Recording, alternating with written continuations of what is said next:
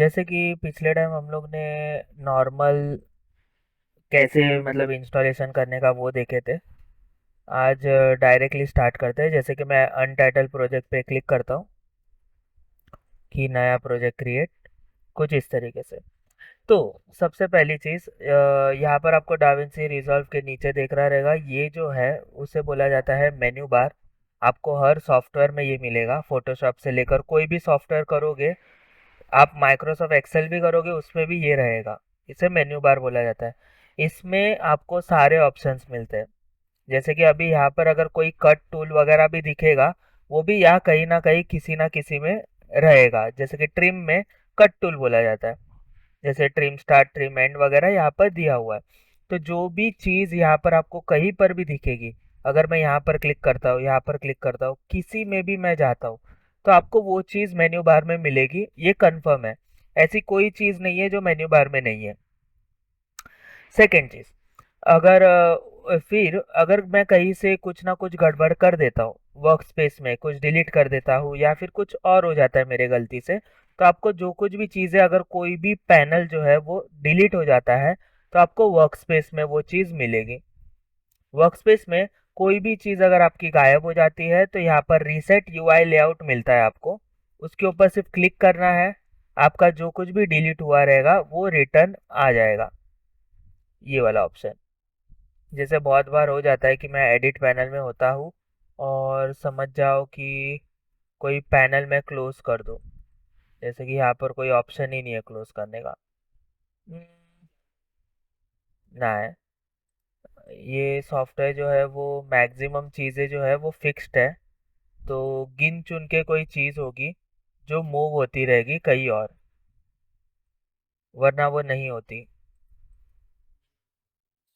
हाँ, और अगर आपके पास डुअल डिस्प्ले है, तो आप डुअल डिस्प्ले में यहाँ पर वर्कस्पेस में आपको यहाँ पर डुअल स्क्रीन मिल जाता है। ऑन करोगे तो वो खुद ही स्प्लिट करके आपको दे देगा। जैसे कि टाइमलाइन एक टैब पे पूरा आ जाएगा, दूसरे टैब में इफेक्ट्स वगैरह आ जाएंगे। जैसे कि अभी अगर यहाँ पर आप देख रहे हो, यहाँ पर सब मर्जअप है, वहाँ पर सब ओपन मिलेगा आपको। तो ये है मेन्यू बार। उसके बाद नीचे जो है वो है इफेक्ट्स पैनल बोल सकते हो, या फिर tabs panels. Maximum tab panels आपको यहीं पर मिलते हैं।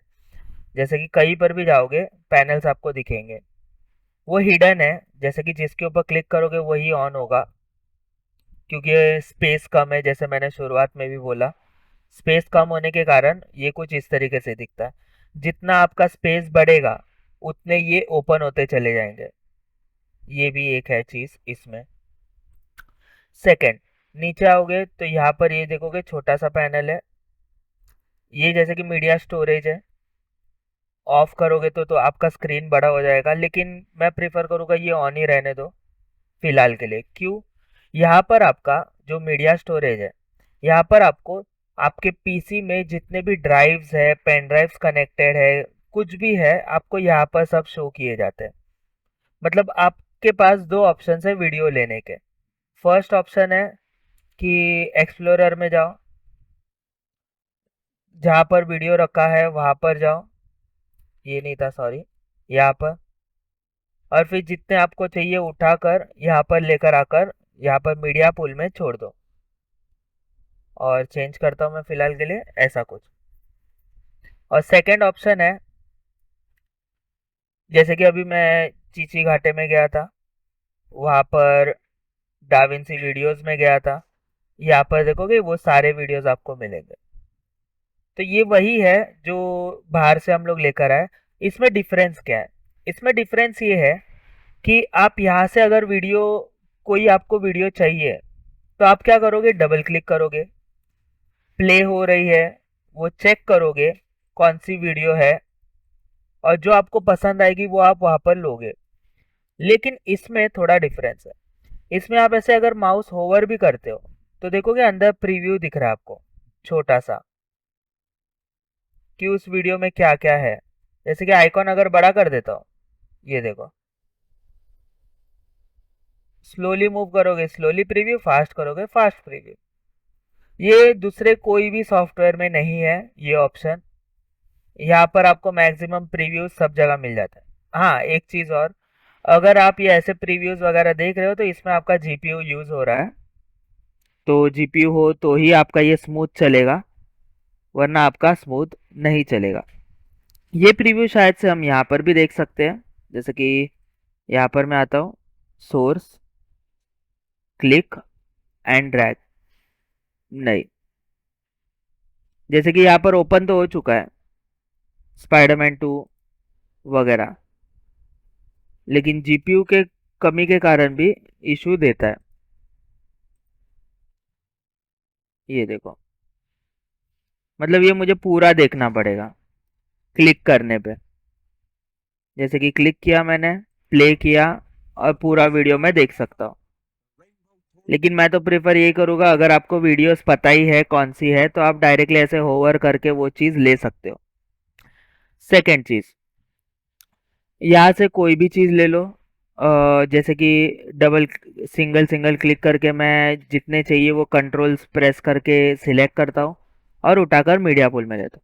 मीडिया पूल में लेना ज़रूरी है अगर आपको वो प्रोजेक्ट में काम करना है तो। ये देखो, ये रिक्वायरमेंट है। जैसे कि अगर मुझे नहीं चाहिए तो मैं डिलीट कर देता हूँ। तो ये है अपना मीडिया स्टोरेज, आपका पूरा स्टोरेज यहाँ पर दिखाया जाएगा। सेकेंड चीज, अगर आप आपके सारे चीज मतलब सारे वीडियोस एक ही फोल्डर में रखते हो, या फिर आप सेग्रीगेट करके रखते हो कि शॉर्ट्स मैंने शॉर्ट्स के फोल्डर में रखा हुआ है, रील्स के फोल्डर में रील्स रखे हुए, और वो फोल्डर बहुत अंदर है। जैसे कि अभी यहाँ पर तो मुझे याद था कि मैंने बाहर ही रखे थे, सिर्फ एक ही फोल्डर था। लेकिन कभी कभी किसी किसी का क्या होता है कि कोई प्रोजेक्ट होते हैं बड़े बड़े, जैसे कि समझ लो आप कोई सीरीज पर काम कर रहे हो, तो सीरीज का नाम पहले रहेगा, सीरीज के नाम में जाओगे फिर उसका एपिसोड नंबर रहेगा, फिर उस एपिसोड में जाओगे फिर लोकेशंस रहेंगे कहाँ पर आपने वो वीडियो रिकॉर्ड किए थे, आप उसके अंदर जाओगे, फिर ऐसे आप अंदर जाते जाओगे। तो कभी कभी ऐसा भी होता है, तो आपको क्या करना है, आप जो फोल्डर में सबसे ज्यादा वीडियोस रखते हो उसके ऊपर राइट क्लिक करके आप ऐड टू फेवरेट भी कर सकते हो, ऐड फोल्डर टू फेवरेट। इससे होगा कि आपका फोल्डर देखोगे यहाँ पर फेवरेट में ऐड हो चुका है। ये वाला रिमूव कर रहा हूँ क्योंकि वो मैंने नाम चेंज कर दिया था तो वो चेंज हो जाएगा। अभी इसका फायदा क्या है, अगर जैसे कि मुझे कभी कभी बहुत प्रॉब्लम होता है कि जो अपना पीसी है उसका डेस्कटॉप वगैरह यहाँ पर नहीं दिखाते जल्दी, जैसे कि देखोगे नहीं है। सी ड्राइव में भी मुझे यूजर्स में जाना पड़ेगा, यूजर्स में ई स्पोर्ट्स में जाना पड़ेगा, फिर यहाँ से नीचे डाउनलोड्स में जाना पड़ेगा। उसके अंदर देखोगे ये सब फोल्डर्स है, उसके अंदर वीडियोस वगैरह है। तो कभी कभी ऐसा हो जाता है, तो डाउनलोड्स मुझे चाहिए क्योंकि मैं ऑनलाइन जो डाउनलोड करता हूँ वो सब डाउनलोड्स में वीडियो जाता है। तो यहाँ से मैं राइट क्लिक करके ऐड कर देता हूँ। अब कैसे मैं डायरेक्टली डाविंसी में जा सकता हूँ, डायरेक्टली डाउनलोड्स में जा सकता हूँ एक क्लिक पे, मुझे उतना बार बार अंदर जाने की ज़रूरत नहीं पड़ेगी। ये प्रॉफिट पार्ट है इसका, कि आपको फेवरेट करने का एक ऑप्शन मिल जाता है। क्लियर? यहाँ से वीडियो जितने चाहिए वो आप ले सकते हो, जो भी वीडियोस है उसके प्रीव्यूज आपको यहाँ पर दिखेंगे, जैसे कि इसके ऊपर नहीं दिख रहे लेकिन यहाँ पर आपको दिख जाएगा। Play, pause, one frame, sorry backward, ये देखोगे रिवर्स पे जा रहा है, और ये है जो फर्स्ट और लास्ट फ्रेम डायरेक्टली। तो ये कुछ जो सबको ही पता होगा। फिर ये आता है लूप ऑप्शन, आप लूप पे भी कोई सीन बार बार देखते रह सकते हो। उसके बाद ऑडियो, कभी कभी हो जाता है कि आप हेडफोन लगा के रखे हो और बार बार एक ही ऑडियो सुनते बैठ रहे हो, जब एडिटिंग के लिए कोई बैठता है तो उसको एक ही ऑडियो बार बार सुनना पड़ता है। तो आप यहाँ से उस वीडियो को ही म्यूट कर सकते हो, वो वीडियो का ऑडियो आपको सुनाई नहीं देगा। फिर यहाँ पर एक क्लोन टूल आता है, जैसे कि नो जॉब्स इन क्यू, ये क्लोनिंग के लिए आता है, ये हम लोग आगे देखेंगे। मैं बंद कर देता हूँ वापस से। यहाँ पर आता हूँ ऑडियो, तो देखोगे ये ऑडियो के मीटर्स बता रहे हैं, ये मैं बंद कर देता हूँ। मेटा डेटा, ये बहुत इंपॉर्टेंट आएगा, ये भी हम लोग देखेंगे आज। इंस्पेक्टर, इंस्पेक्टर मतलब वीडियो की पूरी ट्रांसफॉर्म वैल्यूज होती है, जो कि यहाँ पर देखोगे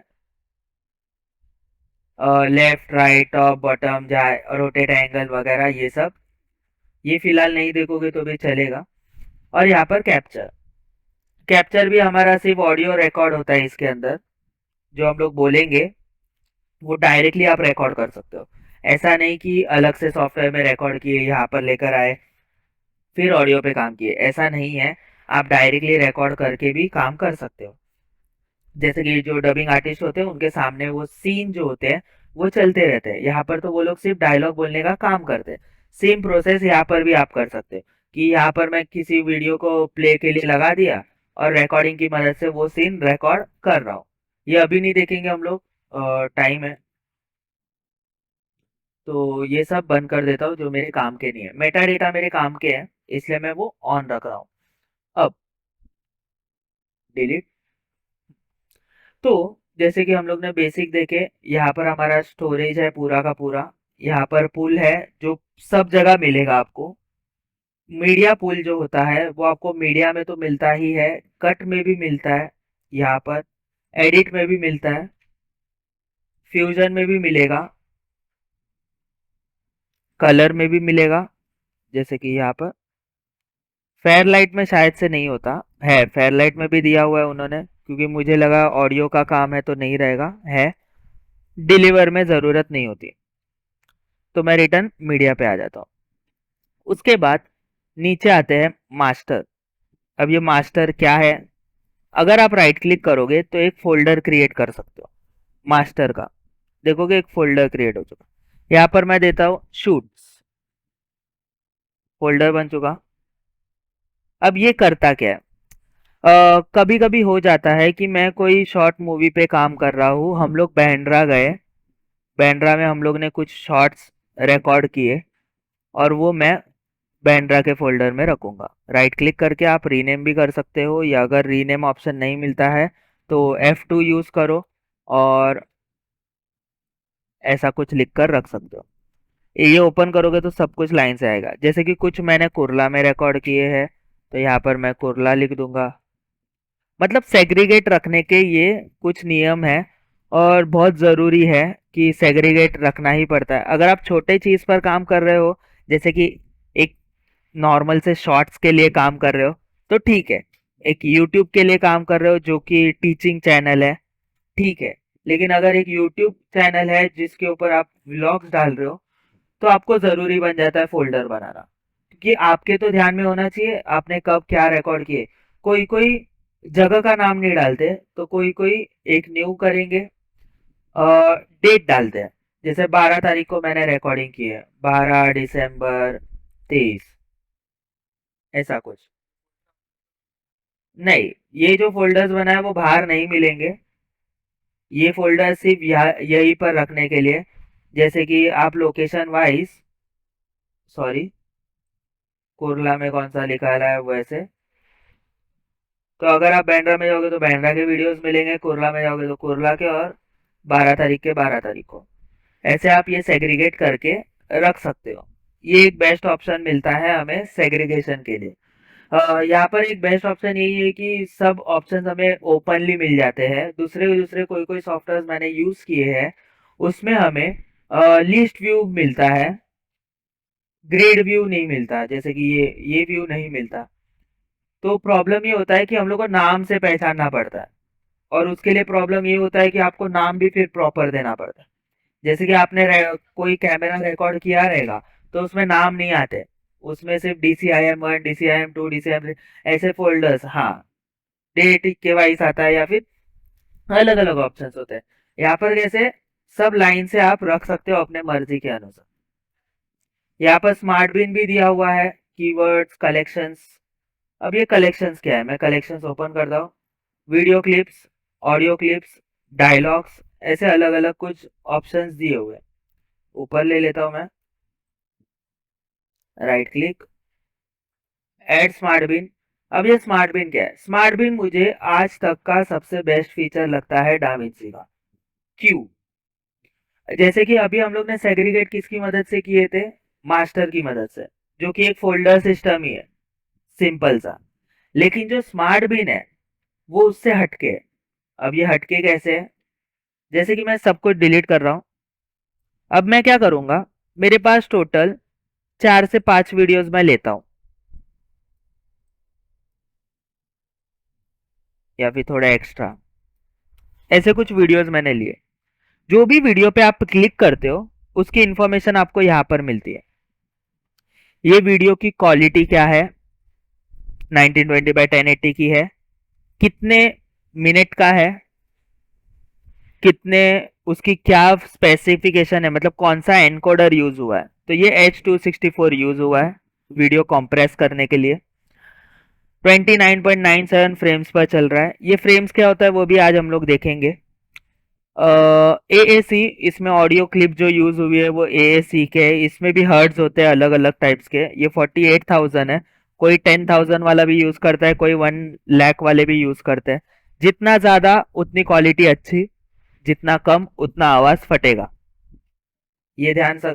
और 2 चैनल्स पे काम कर रहा है, जैसे कि स्टीरियो टाइप का। अगर मोनो होता है तो दोनों जगह सेम सुनाई देगा। ये स्टीरियो ऑडियो है, मतलब लेफ्ट कान में अलग, राइट कान में अलग। ये सब हम आगे देखेंगे, इतना प्रेशर नहीं है। फिर नीचे आते हैं। यहाँ पर देखोगे स्टार्ट क्लिप कब हुई है वगैरह वगैरह पूरी इंफॉर्मेशन दी हुई है, की कोड्स वगैरह। अब मेटा डेटा है। इंस्पेक्टर में मैं आता हूँ और यहाँ पर देखोगे फाइल, देखोगे मेटा डेटा में, मैं बंद कर देता हूँ। इंस्पेक्टर विंडो में यहाँ पर फाइल दिया हुआ है। यहाँ पर आते ही यहाँ पर देखोगे ऑप्शन है सारे। यहाँ पर भी सेम है, वीडियो कब बनी है, कैसी बनी है, सब कुछ दिया हुआ है। आप यहाँ पर कमेंट्स भी लिख सकते हो अपने मर्जी के जो चाहिए वो। क्लिप के लिए कलर्स भी दे सकते हो। यहाँ पर देखोगे कोने पे एक डॉट आ रहा है, वो भी दे सकते हो। क्लोज कर देता हूँ मैं। और यहाँ पर आता है सबसे मेन चीज, camera, reel, scene, shot, take. अब ये क्या है, जैसे कि मैं सबसे ज्यादा यूज करता हूँ शॉट। जैसे कि फिलहाल के लिए हम लोग रैंडमली कुछ भी नाम देंगे। जैसे कि ये शॉट किया गया है मुंबई में, करेक्ट। ये शॉट किया हुआ है बांद्रा में, ये किया हुआ है थाने में, ये रिटर्न मुंबई डालता हूं मैं, ये रिटर्न मुंबई में निकाला था वीडियो। ये भी थाने में निकाले थे, ये सेंटा क्रूज, सब डाले। हाँ ये वाला वर्ली, ये भी वर्ली, और ये भी वर्ली। ऐसे मैंने कुछ सब सेग्रीगेट किए वीडियोस, और सबको सिर्फ एक ही तरीके से सेग्रीगेट किए, शॉर्ट की मदद से। कभी कभी हो जाता है कि शॉर्ट की मदद से नहीं होता, सीन की मदद से होता है। ये थोड़ा काम सीन है तो मैं काम डालता हूँ, नेचर है इसलिए। ये थोड़ा रैपिंग वाला है तो इसके ऊपर रैप रैप रैप लिखता हूँ। ये थोड़ा इंडस्ट्री का है तो यहाँ पर इंडस्ट्री लिखता हूँ। ये भी इंडस्ट्री में ढकेल देता हूँ मैं।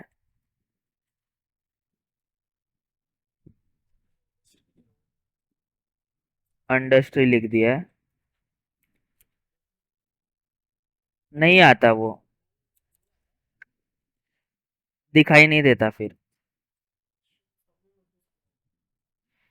यहाँ पर भी गलती कुछ किया है।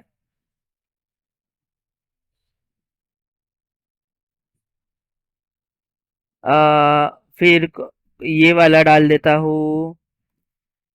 ये क्या है, रेसिडेंट इवेल है तो यहाँ पर जॉम्बी लिखता हूँ। चलो जॉम्पली लिख दिया है, ऐसा कुछ। ये गेम लिख देता हूँ, ये भी गेम, ये भी गेम। तो ऐसे मैंने कुछ सेग्रीगेट किए। अभी देखोगे कई कई पर नाम मिक्स हो चुके हैं। कैसे, तो ये मुंबई का है लेकिन काम वीडियो है, ये बांद्रा का रैप है। और कहीं पर मैंने कुछ लिखा है क्या, थाने का एक इंडस्ट्री है, एक मुंबई का इंडस्ट्री है। ऐसे सब अलग अलग मैंने सबके नाम दे दिए, बराबर है। अब यहाँ पर जब आओगे स्मार्ट बिन में, राइट क्लिक करता हूँ मैं, ऐड स्मार्ट बिन, और यहाँ पर हम लोग मीडिया पूल का जो प्रॉपर्टीज है उसके हिसाब से क्या सेग्रीगेट करें। जैसे कि यहाँ पर देखोगे file name, clip name, reel name, start वगैरह वगैरह नीचे आते हैं। अभी हम लोग ने किस में एडिट किए थे, ये सीन में, तो नीचे आते हैं शॉर्ट। शॉर्ट पे क्लिक करोगे, यहाँ पर कंटेंट्स, क्या कंटेंट करना चाहिए, जैसे कि कंटेंट में यहाँ पर हम लोग नाम लिखेंगे। सीन में हम लोग ने शॉर्ट में क्या डाले थे, मुंबई वगैरह डाले थे ना, मुंबई, एंड क्रिएट करता हूँ। तो देखोगे स्मार्ट बिन में इसका नाम ही नहीं दिया हम लोग ने, मुंबई लिखना पड़ेगा, मैंने नाम लिखना भूल गया। अभी मुंबई, अब जब भी मैं इसके ऊपर क्लिक करूंगा मुंबई के जितने वीडियोस है वो सारे आ जाएंगे। प्लस उसमें वो नहीं देखा जाएगा कि वो काम के वीडियोस है कि किसके वीडियोस है, वो सिर्फ मुझे मुंबई के सेग्रीगेट करके देगा। वही अगर मैं और एक क्लिक बना दूं तो एड स्मार्ट बिन, इसको नाम देता हूँ इंडस्ट्री, मीडिया पुल प्रॉपर्टीज, सीन था ये हम लोग का, तो ऊपर आता हूं मैं, scene contents industry and create. अब इंडस्ट्री पे आया तो देखोगे इंडस्ट्री के वीडियो में ये भी दिख रही है। तो ये स्मार्ट बिन का बेस्ट फीचर है डाविंसी में, जिसमें आप लोगों को ऑप्शन मिलता है कि सब कुछ सेग्रीगेट रख के रख सकते हो। लेकिन ये सब मुझे नहीं लगता आप में से कोई यूज करने वाला है, ये तो गारंटी है मेरे लिए। हाँ, जैसे कि सब लोग देखने के लिए देखने वाले हैं, यूज कोई नहीं करने वाला। हाँ, और यहाँ पर इंस्पेक्टर विंडो है अपने पास, जिसमें हम लोग ने वो वीडियो की डिटेल्स भरी थी। ऑडियो और वीडियो ये सब हम देखेंगे आगे जाकर। अब सबसे पहले इसके कुछ प्रेफरेंसेस पढ़ लेते हैं। प्रेफरेंसेस बोल रहा हूँ, यहाँ पर मैं अगर होम पे क्लिक करता हूँ तो हम लोग यहाँ पर रिटर्न आ जाएंगे। इधर नहीं जाना था, मुझे सेटिंग में जाना था। यहाँ पर जैसे कि मैं पेंट ओपन करना चाहूँगा डिटेल्स के लिए, यहाँ पर जैसे कि रेजोल्यूशन सबको पता है, 1920, 1080, 720, 480 वगैरह वगैरह, ये सारे रेजोल्यूशंस है। और ये जो भी रेजोल्यूशंस है वो 16:9 के रेशियो में, मतलब वाइड टीवी रेंज पे। पहले जो टीवीज होते थे वो 4:3 में हुआ करते थे, जैसे कि उनकी जो हाइट होती थी वो 3 होती थी और विड्थ होती थी वो 4 होती थी। तो वो कुछ ऐसे स्क्वायर टीवी बनती थी। अभी जो है वो 16:9 में आता है, जो कि ऐसा कुछ 16 होता है और ऐसा कुछ 9 होता है। और इसके अलावा अगर आप कोई रेशियो यूज करोगे तो कहीं ना कहीं गड़बड़ होगी, कहीं ना कहीं सीन कट होंगे। जैसे कि आपने देखा होगा जो, जैसे कि मुझे एक ही मूवी का नाम याद है, सूर्यवंशम, जो हम लोग सब लोग ने देखा ही होगा। उसमें स्टार्टिंग अगर आप देखोगे तो उस वो जो मूवी थी वो वाइड स्क्रीन मूवी थी। वो अगर आप अभी के टीवी में देखोगे तो आपको वो प्रॉपर भी दिखेगी, प्लस उसके स्टार्टिंग में जो नाम आते हैं इंट्रोडक्शन वगैरह के टाइम, वो आपको पूरे दिखाई देंगे। मतलब प्रोड्यूसर डायरेक्टर वगैरह के नाम जो आते हैं वो प्रॉपर दिखाई देंगे।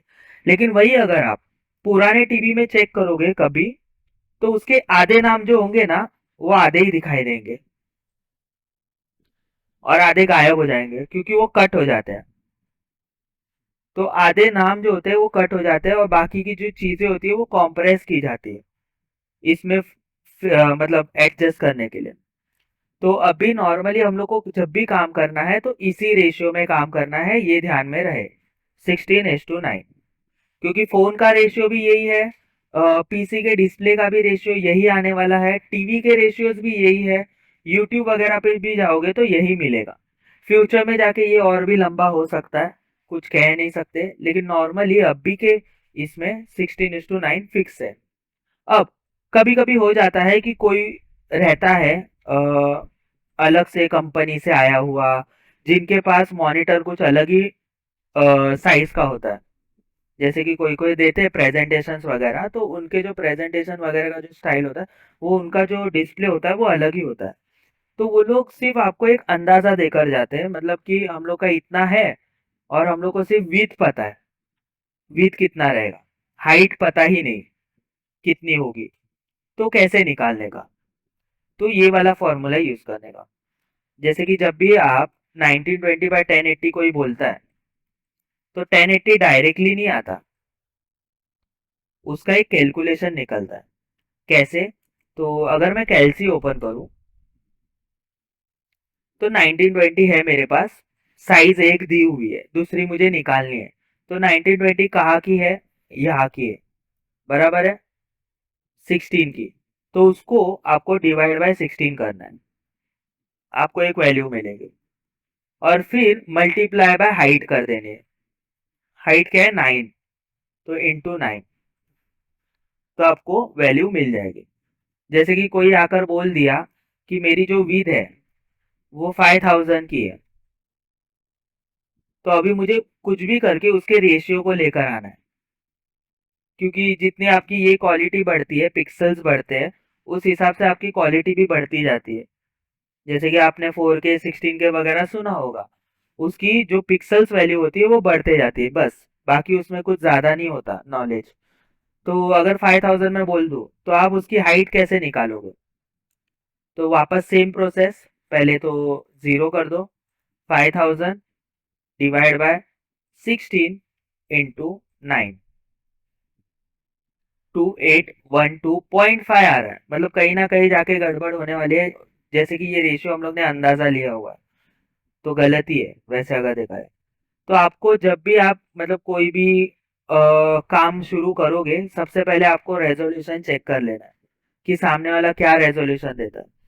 जैसे कि अभी मैं फोन के लिए बोलूँ तो भी आप यही बनाओ तो वो नहीं चलेगा, आपको वैल्यूज स्विच करनी पड़ेगी। दूसरे सॉफ्टवेयर, हाँ हाँ, दूसरे सॉफ्टवेयर में होता था कि स्विच करना पड़ता था, लेकिन इस सॉफ्टवेयर में डायरेक्टली ऑप्शन दिया हुआ है, यूज वर्टिकल रेजोल्यूशन। डायरेक्ट वो आपके हॉरिजॉन्टल को वर्टिकल में कन्वर्ट कर देता है, बराबर। उसके बाद नीचे आते हैं। नीचे आने से पहले रिटर्न में ऊपर जा रहा हूँ, यहाँ पर ओपन करता हूँ, तो यहाँ पर देखोगे कुछ वैल्यूज दिए हुए हैं, NTSC, DV, पाल, HD, अल्ट्रा HD, जो कि 4K में काउंट होगा, कुछ होगा जो 8K वाला है, ऐसे अलग अलग ऑप्शन है। तो ये सब है क्या, वो भी जान लेते हैं। जैसे कि यहाँ पर दिया हुआ है NTSC। NTSC होता क्या है? NTSC का फुल फॉर्म जो है उसे बोला जाता है नेशनल टेलीविजन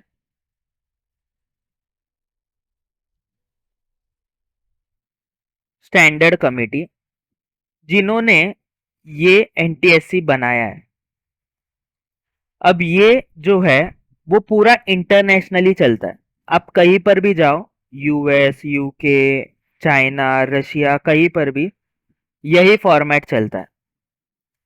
और ये क्या करता है? ये चलता है 29.97 फ्रेम्स पर। आप US के मूवीज देखोगे, मार्वल के कोई भी देख लो, DC के कोई भी देख लो, या फिर कोई भी बाहर के इंडस्ट्री के, वो सारे मूवीज जो बनते हैं वो 29.97 फ्रेम्स पर बनते हैं। क्यों? क्योंकि इसमें अगर छोटी सी भी गलती हो जाती है तो वो फ्रेम्स के कारण चुक जाती है। जो कि अभी नॉर्मली हम लोग अगर 10 फ्रेम्स पर काम करेंगे, मतलब 10 फोटोज, तो उसमें मिस्टेक इजीली पता चल जाएगी, क्योंकि एक सेकंड में 10 फोटो अगर मूव होते हैं तो मुझे ऐसे ही दिखने वाले हैं। तो ये चीज आपको ध्यान रखनी है। सेकंड, NTSC समझ गए, नेशनल टेलीविजन स्टैंडर्ड कमेटी एक कमेटी है जिन्होंने ये कोड बनाया था जो कि 29.97 फ्रेम्स पर चलता था। उसके बाद नीचे आते हैं पाल। अब पाल क्या है? पाल जो है उसका फुल फॉर्म है फेस अल्टरनेट लाइन। अब फेस अल्टरनेट लाइन कहाँ चलता है? सबसे पहली चीज, ये सिर्फ इंडिया में चलता है। अगर आप कोई भी टीवी ऑन करोगे, जैसे पहले की टीवीज जिनमें केबल लगाए करते थे हम लोग, तो उसके कोने में, लेफ्ट टीवी के कोने में पाल लिख कर आता है, जिसे फेस अल्टरनेट लाइन बोला जाता है। ये जो कोडिंग है, एनकोडर, वो 25 फ्रेम्स पर चलता है, 25 फ्रेम्स पर। तो अगर आपको कोई बोलता है कि नॉर्मल वीडियो बनानी है मुझे, तो वो आप 25 पे बना सकते हो, या फिर आप सामने वाले को पूछ सकते हो कि उसकी रिक्वायरमेंट क्या है। डायरेक्टली प्रोजेक्ट स्टार्ट करना नहीं है। उसके बाद नीचे आते हैं H D, high definition. DV, digital video बोला जाता है, जो कि आपने हैंडी कैमरास देखे होंगे, जो छोटे से हाथ में कैमरा लेकर घूमते थे, डीवी कैमरास, शॉपिंग, ये जो होते हैं ये डीवी कैमरास है। तो ये भी इसमें जो रिकॉर्ड होते हैं वो आप यहाँ पर चूज कर सकते हो। इससे होता क्या है, इससे होता ये है कि वो खुद ब खुद उस वीडियो को उस टाइप में एडजस्ट करता है। DV cameras. एक आता है H DV cameras. H DV cameras जो होता है वो मीडिया वाले यूज करते हैं, ये वाला एच डीवी कैमरास। और ये अलग से ऑप्शन क्यों दिया हुआ है? इसका तो ये देखो, इसमें तो कोई ऑप्शन दिया हुआ नहीं है, ये डायरेक्टली रीड करता है। जैसे कि अगर आप कैमरा पीसी को कनेक्ट करोगे और ये सॉफ्टवेयर ओपन करोगे, तो वो खुद ब खुद वो कैमरा रीड करके उसकी फुटेजेस जो है वो यहाँ पर लेकर आ जाता है। वो इतना फास्ट उन्होंने बनाया हुआ है, तो उसलिए ये दिया हुआ है। जैसे कि एच डी वी, पाल वगैरह। अल्ट्रा एच डी भी आपको पता है, high definition, ultra H D वगैरह। तो ये थे कुछ बेसिक न्यूज। अभी अ, जो भी मतलब वीडियो के काम चलते हैं वो एक टाइम कोड पे चलता है। शायद से यहाँ पर दिया है कि नहीं, सिनेमैटिक फ्रेम्स, यहाँ पर कहीं पर भी टाइम कोड नहीं दिया हुआ। जो भी वीडियोस जो कुछ भी है वो सब टाइम कोड पे चलते हैं। अब ये टाइम कोड होता क्या है? टाइम कोड को, हाँ, फॉर्मेट बोला जाता है। जैसे कि H H, M M, S S और एफ एफ, ये होता है टाइम कोड। ये आपको इंटरव्यू में भी पूछ सकते हैं कि टाइम कोड क्या है बताओ, या फिर कंफ्यूजन के लिए ऐसे भी बोल सकते हैं, S M P T time code बताओ। Hmm, S M P T time code. अब ये एस एम पी टी क्या है वो देखेंगे, लेकिन पहले टाइम कोड देख लेते हैं। जैसे कि टाइम कोड, अभी जो मैंने बोला 29 फ्रेम्स, 25 फ्रेम्स, ये होता है जब आपके 25 फोटोज लाइन बाय लाइन आते हैं, तब वो 1 सेकेंड कंप्लीट करता है। जब आपके 60 सेकेंड्स कंप्लीट होते हैं, तब वो आपका 1 मिनट कंप्लीट होता है। जब 1 मिनट, जो 60 मिनट्स होते हैं, तब 1 घंटा होता है। और जब 24 घंटे होंगे तब एक दिन होता है, जो कि कोई एडिटिंग उतना करता भी नहीं है। नॉर्मली हमारा हावर्स तक ही चलता है, वो भी 4-5 घंटा, 8 घंटे तक चलता है। उससे बड़ी जल्दी कोई बनाता नहीं है। बनाना हो तो वो भी बना सकते हो, मुझे नहीं लगता इसमें बनेगा करके, तो आपको पार्ट्स में बनाना पड़ेगा। अब आते हैं S M P T time code पे। S M P T time code क्या है? Society of motion picture television committee, engineers, sorry, engineers, society of motion picture television engineers, जिन्होंने ये कोड बनाया हुआ है, जिनके कारण ये इंडस्ट्री अभी चल रही है, ऐसा भी कह सकते हो। करेक्ट। रिटर्न यहाँ पर आता हूँ। यहाँ पर आप अपने हिसाब से भी ले सकते हो फ्रेम्स वगैरह, अगर आपकी कोई अलग से रिक्वायरमेंट है तो। प्लेबैक फ्रेम रेट दिया हुआ है, यहाँ पर चेंज करने की ज़रूरत नहीं है, वो खुद ब खुद वो रेंडर कर लेता है, तो यहाँ पर कुछ भी ज़रूरत नहीं है। वीडियो मॉनिटरिंग, ये सिर्फ एक क्वालिटी पर्पस है कि जब आप स्पेस दबाओगे तो वो कौन से इस पे प्ले होना चाहिए वगैरह। तो यहाँ पर भी फिलहाल के लिए कुछ चेंज मत करो। नीचे आओगे तो यहाँ पर प्रॉक्सी मीडिया वगैरह है, जो कि हम लोग आगे जाकर देखेंगे प्रॉक्सी मीडिया क्या होता है, ऑप्टिमाइज मीडिया क्या होता है, सब कुछ, जो कि एक बंच है पूरा। फिर वर्किंग